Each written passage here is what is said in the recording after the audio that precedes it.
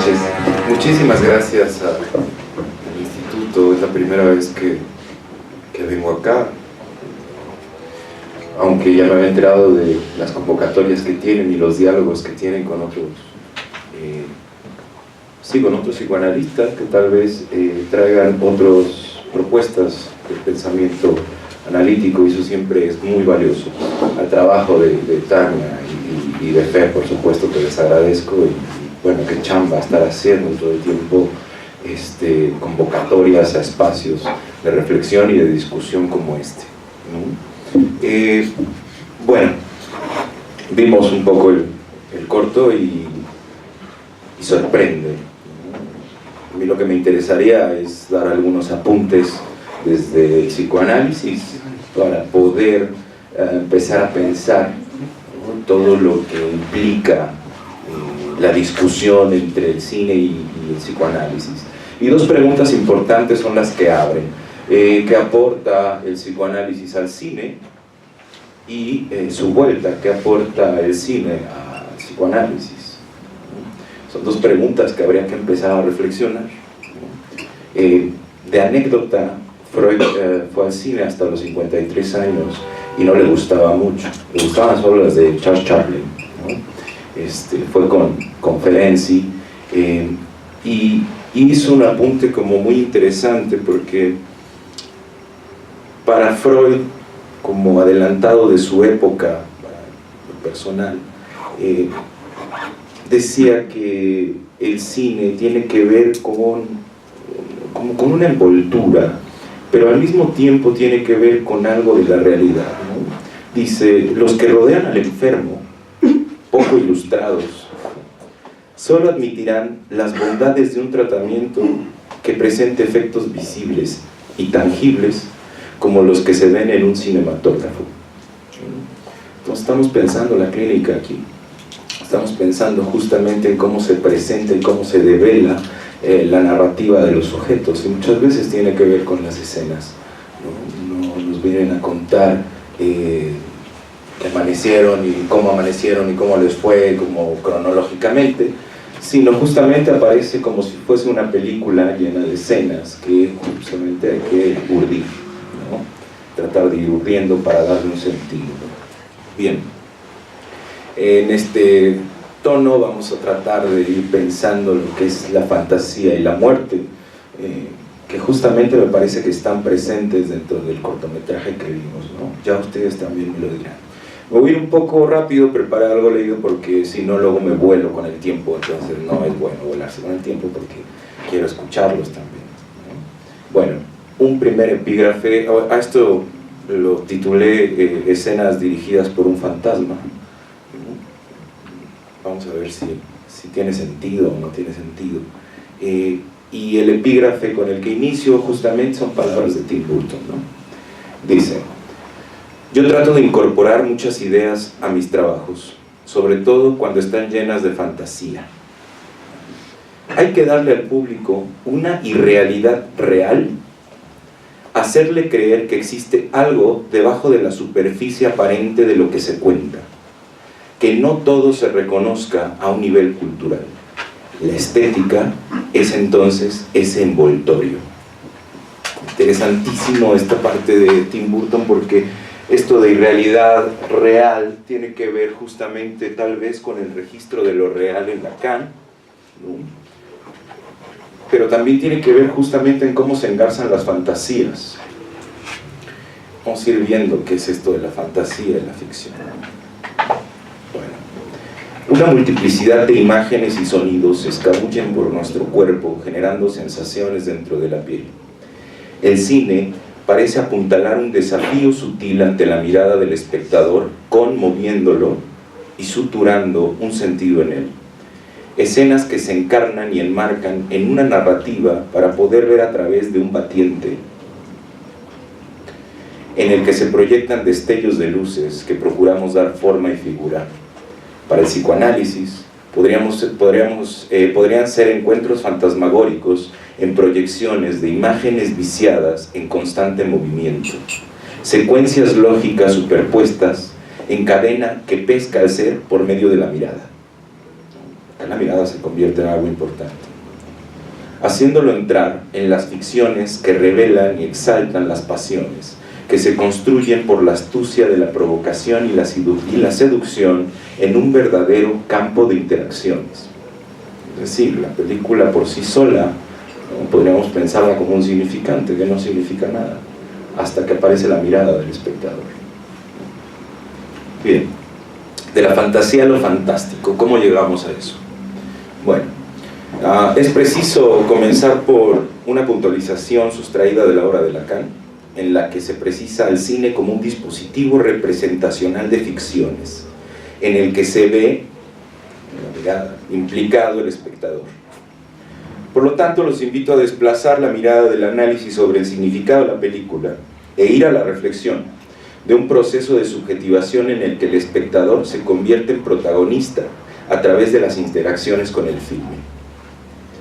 En tanto dispositivo ficcional, el cine involucra la co-construcción de ficciones expuestas en escenas y la mirada del espectador, haciendo de este un sublime voyerista de ficciones. Y empezamos con el placer, empezamos con la pulsión, empezamos con cómo se construyen las ficciones. Bueno, el recorrido del navío psicoanalítico construido por Freud nos coloca en la carena del casco, la parte más baja de un bote donde está sumergido, el encuentro de Freud con la histeria, la cual le enseñó y nos enseña a navegar dentro de lo más recóndito de los horizontes, con la frase "ya no creo en mis histéricas", suelta las amarras para concederle a la fantasía otro estatuto, precisando que el síntoma histérico, esto da paso a todas las teorías sexuales, hasta más allá del principio de placer, etcétera, todo el despliegue de la literatura freudiana. Y en donde los estudios sobre la histeria precisa que el síntoma histérico tiene que ver con un proceso de simbolización, ¿no? Desborda sentido, entonces, y podríamos pensarlo como un radar marino, ¿no?, que indica un área lógica donde se va a incrustar un pequeño, yo le puse anzuelo, ¿no?, que resalte la. Para Freud, las fantasías son cumplimientos de deseo, ¿no?, lo sabemos bien, dirigidos hacia la satisfacción de la pulsión y que operan como una verja, ¿no?, de los síntomas histéricos que actúan como experiencias, huellas némicas de vivencias o impresiones otorgadas por el principio de placer o por el más allá del principio de placer, que es más allá, tiene que ver con algo más determinante. Pero en tanto inscripciones o huellas para nuestro navío es una estela que nos conduce al registro de lo simbólico en tanto contiene sentido. Las fantasías, entonces, ¿qué van a hacer? Entonces son resquicios de un juego hecho poema, en tanto que es la creación de un mundo fantasmático y fantástico que el poeta toma con seriedad, sin dejar de diferenciar lo inmundo de su realidad. Creo que fantaseo y la creación literaria, Freud va a hablar justamente de este tema, en donde el poeta, al igual que el chico que juega, ¿no?, va a tener, le va a conceder al juego el estatuto de seriedad, de algo serio, de algo importante, de algo que está pasando y que no solo llena de placer, ¿no?, que ontológicamente el juego tenga que ver con una regulación y un acontecimiento, sino que también tiene que ver con un mundo de creación. Y aquí aparece, también podríamos pensar, no lo imaginario pensado como lo especular, que ahorita vamos a hablar de eso, sino también lo que se conoce coloquialmente como la imaginería, ¿no? Es decir, los destellos, los despliegues, ¿no?, de la potencia de lo simbólico y de lo imaginario, para poder velar justamente algo de lo real.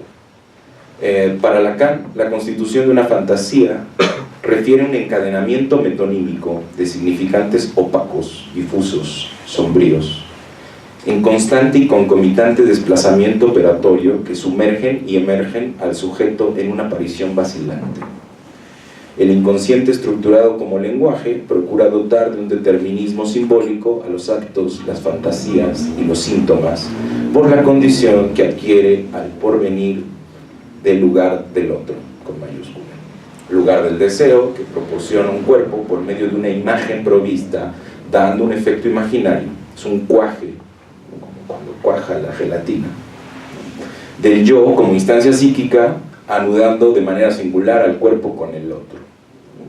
Así es un poco como se está desplegando la mirada y se está desplegando también las fantasías. Por eso hay que hacer este recorrido, ¿no? Es un recorrido que de repente ya nos llega al hartazgo, pero que es necesario continuar, ¿no? Y tratar de problematizarlo desde las preguntas que tengamos, ¿no? En este caso nos vamos a dirigir hacia el cine y al final vamos a tratar de reflexionar sobre el corto. Bien, el deseo es vacío que quiere ser llenado vía la pulsión por medio de un objeto.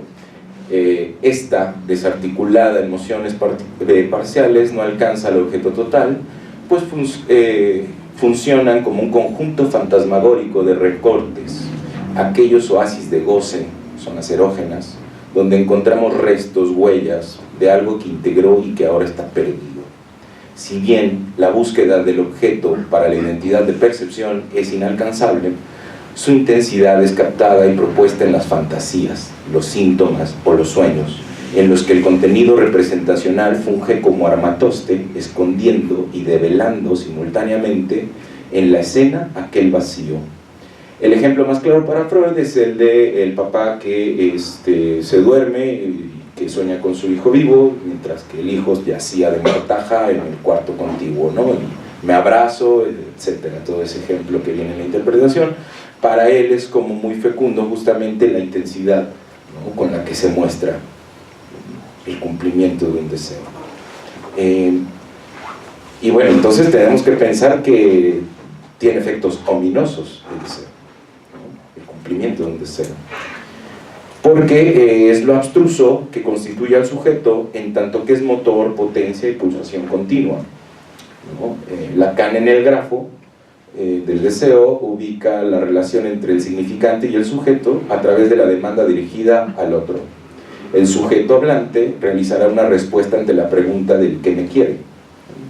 Es decir, un fantasma que engarza al sujeto con el objeto que restaura y acalla las preguntas del otro, que no muestra sino su inconsistencia. Por ello Lacan nos dirá que la angustia no es sino objeto. El objeto, ¿no? El significante enigmático que quita la barra del otro, desapareciendo la demanda como una pregunta, ¿no? Desaparecen las preguntas. Esa es nuestra intención. El fantasma es una respuesta ante la pregunta de qué me quiere el otro. Y ya adentramos un poco al tema, ¿no? Esta relación o esta pregunta marca una relación imaginaria y simbólica, ¿no? Un lazo con el otro, un sujeto emerge en tanto que es deseo del otro, bla, bla, bla. Pero al preguntarse por ese deseo, lo que marca es una falta, un otro deseante, un otro incompleto. Entonces el fantasma implica un escenario cimentado, tanto por la cuestión de los significantes como por el registro de lo imaginario, y que no solamente, como en las fantasías, hay un cumplimiento de deseo, sino que es el soporte mismo, como axioma que vela el vacío con escenas que se expresan a la demanda del otro. El fantasma tiene que ver con una escena primordial, ¿no? Es decir, con un algoritmo que puede desplegar una multiplicidad de concatenaciones, de respuestas, ¿no? Pero que son respuestas ya configuradas por ese fantasma fundamental que resulta de la respuesta, ¿no? A la pregunta que me quiere el otro. Porque si el psicótico entonces solamente puede responder con una certeza, que me quiere el otro, y el psicótico lo tiene en el bolsillo la respuesta, ¿no? Me quiere a mí. Nosotros, los neuróticos, que también estamos locos, ojo, psicótico no es igual a loco, nuestra respuesta tiene que ver con algo axiomático, tiene que ver con un algoritmo, entonces las matemáticas, que responde constantemente al mundo y a los otros. ¿Por qué va a ser importante esto para el cine? Vamos para allá. O sea que voy a dar un rodeo, pero bueno, así me salió, ¿no? Así me salió. Entonces, vamos a tratar de llegar al cine, ¿no? Bien, este algoritmo lógico, ¿no?, que es el fantasma, o sea, las fantasías, entonces pueden mostrar como una manera axiomática. El fantasma fundamental no es interpretable, pues funciona como algoritmo lógico, ya que está considerado como una significación absoluta dentro de su lógica axiomática. Una proposición, es una proposición, ¿no?, las fantasías, lo cual tiene que ver con cierta arbitrariedad, es decir, en Pegan a un niño, acuérdense, Freud llega a un límite, y ese límite que va a llegar Lacan a decir, bueno, hay un niño que es pegado y hasta ahí llegamos, ¿no? O sea, hay un cierto límite, un punto en donde se encalla, o nos quedamos varados, por así decirlo, la verdad del sujeto, ¿no? Es donde está la verdad. Lugar donde el sujeto cree poder pescar un gran pez, ¿no? Big fish, el gran pez de la verdad, pero que resulta falso, una mentira, un batiente de escenas en secuencias proyectadas por un cúmulo de luciérnagas. Resulta entonces que el fantasma es la ventana con la que se mira y se comporta el sujeto en el mundo y con los otros, que toman su función en el transitivismo. Bueno, el transitivismo, acuérdense del texto de Sosiegas, ¿no?, en donde Zeus se hace pasar por Sosiegas, y Sosiegas llega, se hace pasar por Sosiegas porque quiere acostarse con su esposa, y lo hace. Entonces llega Sosiegas, toca la puerta y le dice, ¿quién anda ahí? Sosiegas. Y no, Sosiegas soy yo, ¿saben?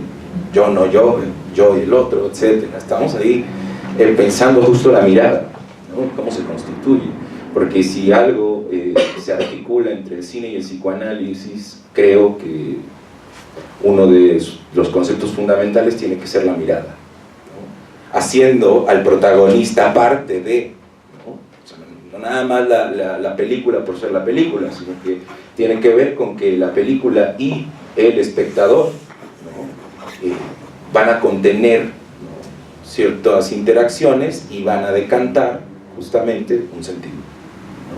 O sea, no sabemos lo que quiso decir Tim Burton, ¿no? Sabemos lo que nos provoca, lo que genera. En el seminario 11, Lacan comienza a plantear esta cuestión desde la relación que hay entre el narcisismo y la imagen especular.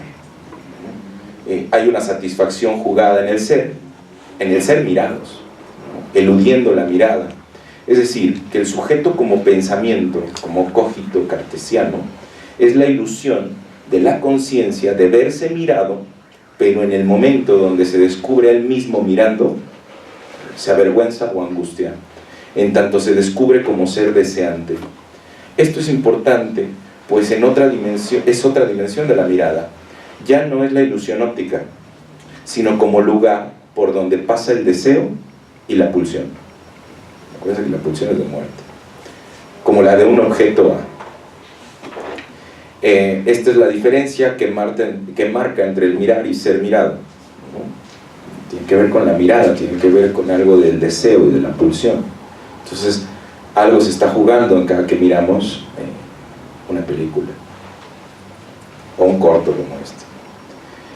Es entonces que Lacan da cuenta de la importancia de la mirada en los sujetos, como es constitutiva del yo y de su paranoia, en tanto no puede ser eludida fácilmente, es decir, cómo nos escondemos ante una mirada que no es objetivable, ¿no? Una mirada, ¿no?, que todo lo ve, como Sauron, el Señor de los Anillos.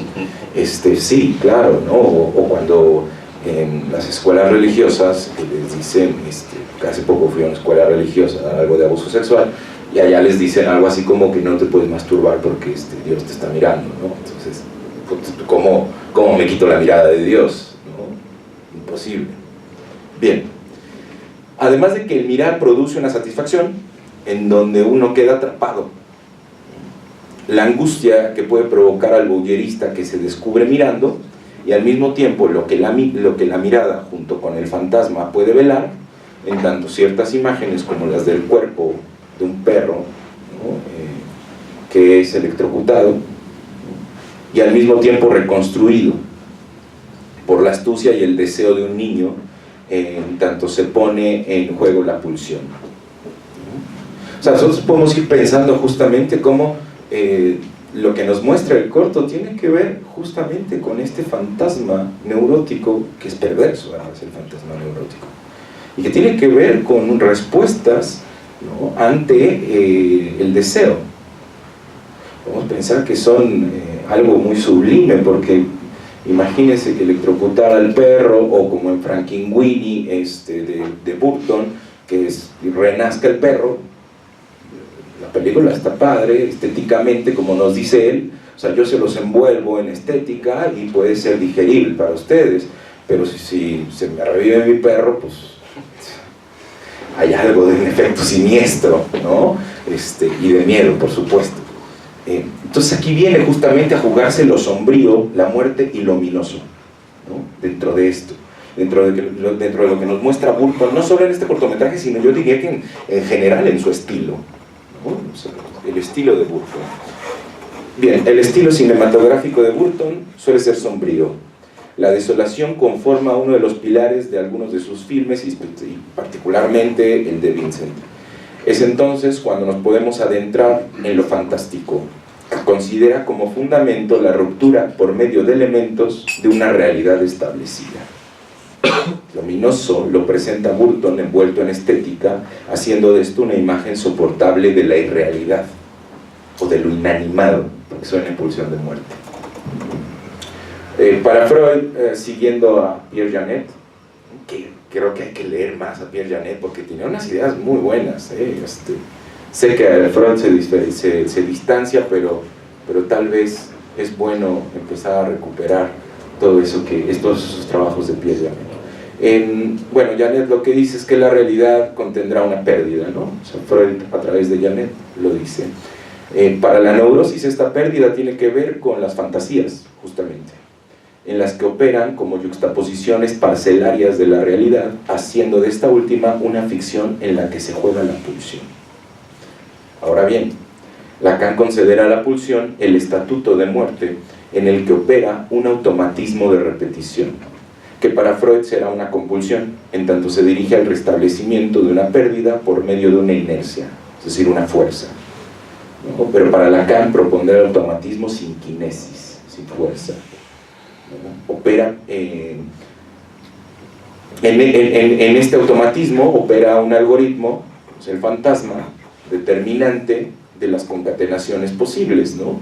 Es decir, es una armadura notal, ¿no? En el jazz, para improvisar un jazz, nosotros tenemos que decir en mi. Ah, bueno, pues sí, no nos podemos salir de todas las notas que estén dentro del campo de mi, ¿no? Y podemos seguir improvisando. La armadura es esa, el mi. Ya lo que salga es improvisación, pero tiene que ver a partir de eso. Por eso se escucha tan bonito el jazz, aunque sea por improvisación. Ahora bien, Lacan, el estatuto de muerte, el automatismo de repetición, que nos lleva a kinesis, ¿no?, que opera como algo automático, es entonces la aparición de lo ominoso o lo siniestro dentro del campo del deseo. En tanto la respuesta del ¿qué me quiere el otro?, por medio del fantasma, es puesta como certeza, ¿no? Es la aparición del cumplimiento de un deseo infantil. O sea, el deseo infantil, por ejemplo, que nos procura la proyección que vimos, ¿no?, tiene que ver con todo esto sombrío y con todos estos deseos, como el de embullir a la tía en cera, ¿no?, que tiene que ver con algo mortífero, pero que también podríamos detectar su componente erótico, ¿no?, su componente sexual, justamente, ¿no?, pensándolo como placentero. Es decir, todos los deseos que presenta Vincent, pues, no son descabellados, ¿no? O sea, el problema es como nosotros, cómo lo pensamos, ¿no? Si nosotros llegamos a pensar qué consecuencias tendría nosotros pensar en electrocutar a nuestro perro, ¿no?, tratarlo de convertirlo en zombie, en perro muerto, viviente, etc. Es entonces la pulsión eco de un aparato simbólico que insiste y que la rige en una reiteración de la pérdida y del encuentro del objeto. O sea, son escenas lo que nos marca justamente Burton en este corto, ¿no? Escenas de deseos, digamos, que tiene Vincent sobre el perro, sobre la tía, sobre la madre, sobre la esposa, y que tiene que ver con las fantasías y cómo están engarzadas las fantasías en algo mortífero, ¿no? Pero están engarzadas justamente porque hay un fantasma, porque está haciendo una operación, ¿no?, constante de un algoritmo para poder revelar axiomáticamente, ¿no?, diferentes escenas del mismo corte mortífero. Bien, uno de los destinos de la pulsión, ya vamos a meternos al cine, tiene que ver con la sublimación, ¿no? En destinos de la pulsión, Freud nos los propone, y pues, parece que es un texto perdido, un texto que, no sé, que lo quemaron, o qué pasó ahí, quién sabe, pero el texto de la sublimación de Freud pues es como él, la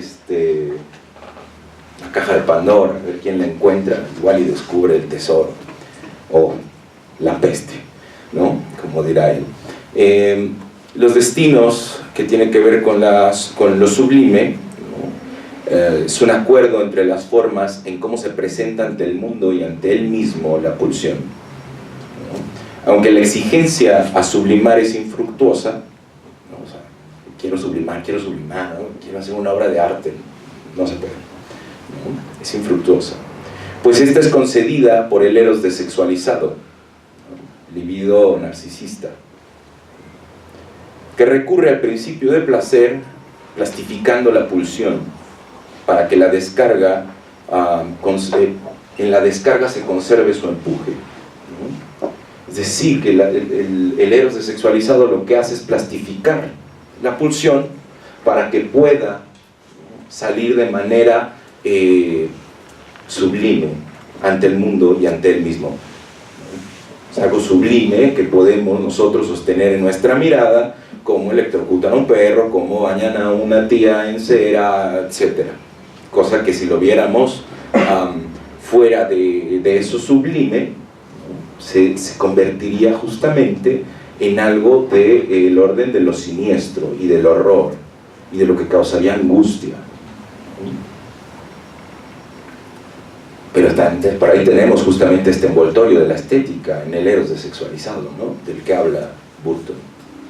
Bueno, la pulsión es sustancia de goce, acuérdense, es decir, que procura un reencuentro, por lo que el reencuentro es la meta, la instalación de un anhelo por aquella realización desiderativa en la que Freud, en Más allá del principio del placer, nos advierte sobre la intensidad con la que se realiza su búsqueda, en la que el texto considera la pulsión en su componente mortífero, sin olvidar su estatuto limítrofe entre psique y soma, ¿no?, como agencia representante, etc. Será esta la que impulsa nuestra necesidad de satisfacción con la imposibilidad de alcanzar aquella identidad de percepción, llevándonos junto con el deseo a la muerte. Pensemos en cómo le salían las cosas a Vincent. O sea, hasta dónde el deseo justamente nos puede llevar a la muerte, a lo mortífero, o el deseo tiene un componente mortífero, que a diferencia de la satisfacción, ¿no?, nos encontramos con el goce más allá del principio del placer, nos dice Lacan, y lo que va a hacer es que revela el matrimonio secreto entre eros y pulsión de muerte, ahí en donde justamente es lo placentero y lo mortífero. Es una composición que no es dialéctica, ¿no?, el goce no tiene que ver con la dialéctica, ni sosiega la necesidad, sino que apunta a la satisfacción de una pulsión, ¿no?, el goce incorporado en el cuerpo. Entonces es la otra cara del deseo, en tanto que apunta a una positividad de algo que se presentifica en el cuerpo, y el deseo tiene el estatuto de ser falta, ¿no? Imagínense que se nos cumpliera el deseo de bañar a la tía en cera. Bien, vamos a tratar de articular lo fantasmagórico y el cine. Por lo tanto, la producción estética de Tim Burton, Vincent, ¿no?, habrá que considerarla como en sus articulaciones entre lo sublime, de la pulsión mortífera, que a través de un fantasma se configura una escena o escenas, ¿no?, en donde se representa lo fantástico, la aparición del mundo de los muertos y de los cadáveres, ¿no?, que conceden una mirada sobre el cuerpo y su finitud, que sostiene un proyecto de vida con la muerte, resultando de lo ominoso una representación sostenible para el espectador. Un juego entre lo mortífero y lo sublime, que aparece en el corto, hace emerger lo ominoso, con su desventaja o su devastación siniestra que tiene, en un envoltorio de estética, que coloca al espectador como voyerista, que goza de la mirada de una consecución de escenas, como en la clínica les decía, que sostienen una lógica determinada por un algoritmo que contiene dentro de sus elementos la pulsión.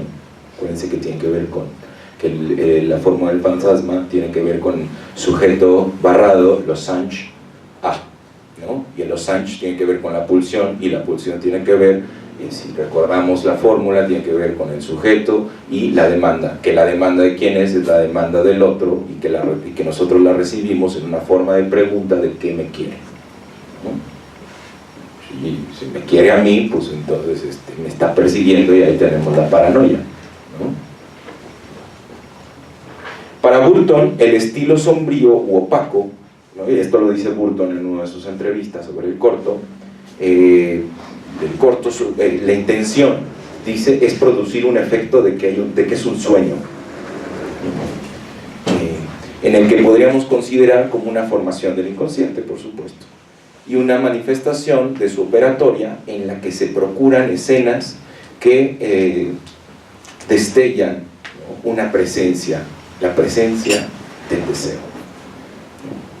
Bueno, la idea de hablar de deseo, de fantasma, de fantasías y por supuesto de muerte, es porque se está conjugando dentro del campo del, no solo del psicoanálisis, sino de mucho del campo de la cinematografía, como lo es este tipo de películas, o bueno, de cortometrajes, ¿no? Pero el estilo de Burton nos los deja como muy claro, justamente con este corto, la operatoria que va teniendo ese fantasma, ¿no? Y si lo está tratando, como él dice, de asemejar a algo inconsciente, como es un sueño, ¿no?, porque él dice que lo que trató de hacer con la imagen sombría, en blanco y negro, etcétera, con ese tipo de, es tratar de hacerlo como un sueño, ¿no?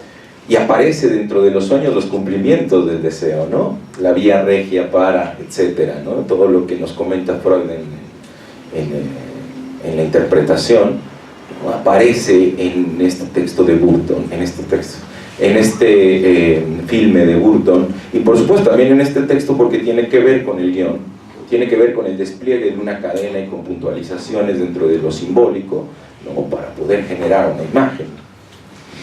Bien, me parece importante que reflexionemos sobre la construcción, ¿no?, de un proceso entre el espectador y la película a través del fantasma, que si entonces el fantasma tiene que ver con una ventana con la que miramos el mundo, podríamos pensarlo que es como una ventana en donde miramos la película. ¿A través de qué ventana estamos mirando la película?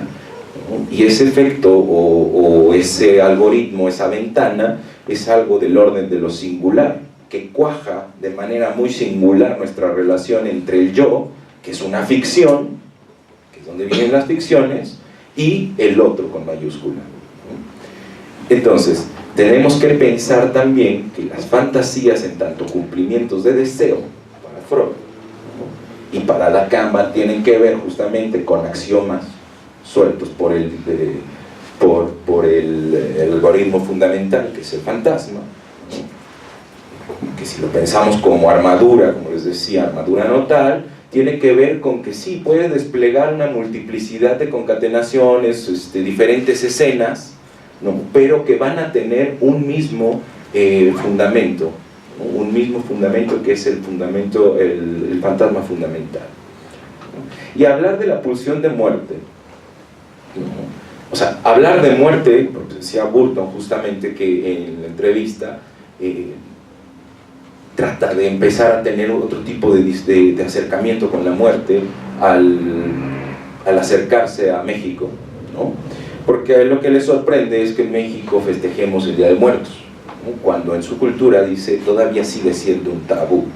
No es que nosotros no lo tengamos como tabú la muerte, ¿no? O sea, tampoco es porque celebremos Día de Muertos y pongamos nuestra ofrenda, ya estamos librados, porque hay diferentes formas, ¿no? Pero sí, para estos fines, por ejemplo, para Burton, tiene que ver con empezar a tratar un diálogo justamente entre todos esos deseos de horribles gritos, ¿no? De imágenes saturadas, ¿no? De chirridos, de deseos que justamente apuntan a la destrucción del otro, que apuntan justamente con la agresividad que se constituye, por ejemplo, en el estadio del espejo el sujeto, ¿no? Es decir, que el sujeto se constituye a través de la mirada del otro, y tú eres ese, etc.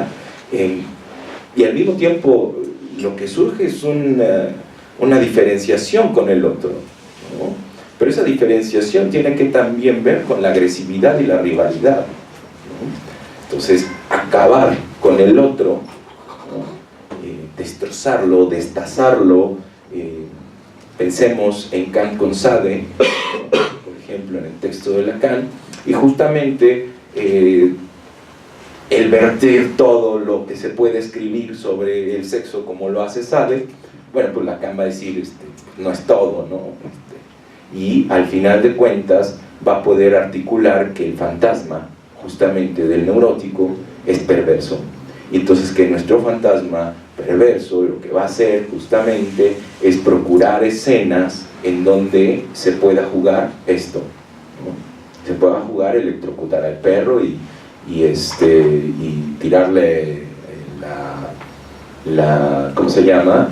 A la cera a la tía, ¿no? Pero también nos habla justamente de cómo se constituye el mundo narcisista del chico, ¿no? O de los niños, y también de cómo se está jugando, cómo hay una operatoria dentro del inconsciente que de alguna manera está determinado por una pulsión, que es la pulsión de muerte.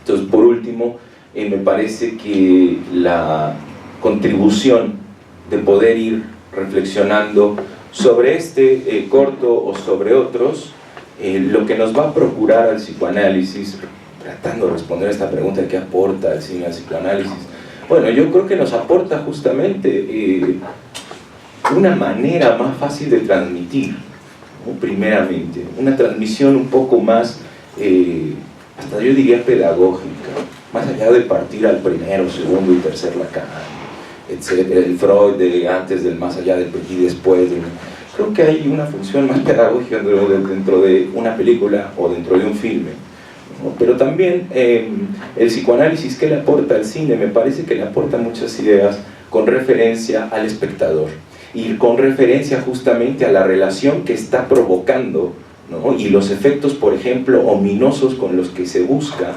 ¿no? El producir y el provocar al sujeto, ¿no? Entonces, nosotros tenemos que dar cuenta que todo tiene que pasar a través de la mirada, ¿no? Que la mirada es justamente donde pasa la pulsión, donde pasa el fantasma, donde pasan las fantasías, ¿no? Etcétera, o las ensoñaciones.